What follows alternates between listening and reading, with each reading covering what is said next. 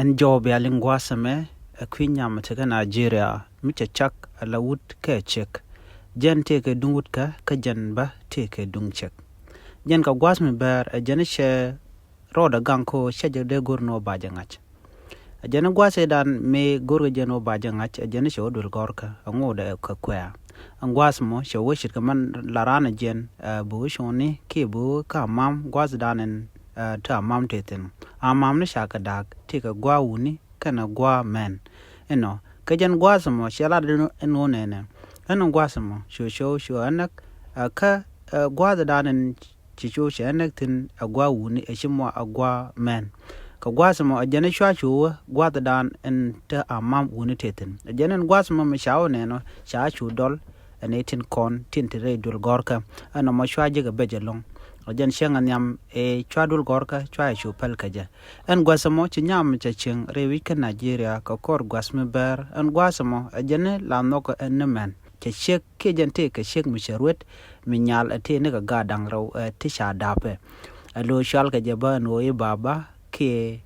gwa agatin kon tin shadap ka shek dodien ka jane te karaw entame ajane gore jano ba mandanen shikoza kame shitko ajane da dulwal de namo de jawoch de don ne dung man kaja shakula lar nene ajana en shik entamere wike Nigeria en chashuje long gore jeno ende orar ko de wen wini gwasma ka Afrika la adwalke ka kwiko taka dungman ka taka dunguni karota toteka ka shian larmone no kosles ka mo poinde en Nyami shawana no jendere tek gore ka wuni dungdo gwazdanan shude jo ngajeno ete kare la wude shwalok jona mo mi jega bejalong ko shi wuni shi kan gorno de kan toshka ke de ne te la meske de randa kwen shawen taman me jenda na jeka ajen me gore jendo de jen gaje re wuchen gwasme Nyami jene che shuje lonko kor gwasme ber ajene da worar da wen wini ko gwasmi ajene kawani shi kan dol mi ko ti shagnono eneme mi to ka Nyami re nuare to kon kamishal ke edur murshul ka shoda mo shon muteten re we dan muluno en ran te ke dungut ka te ke dung man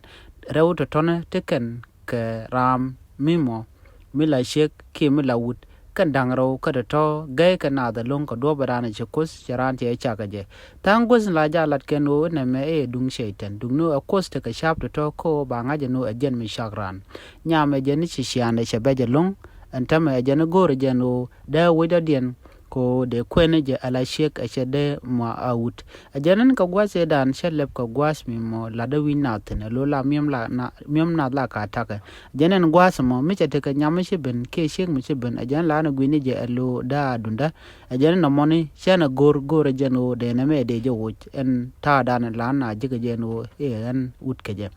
en na je lungo de en dol wal ko de je wuch en mo neme because I am always feeling the urge for ladies anytime I am close to ladies.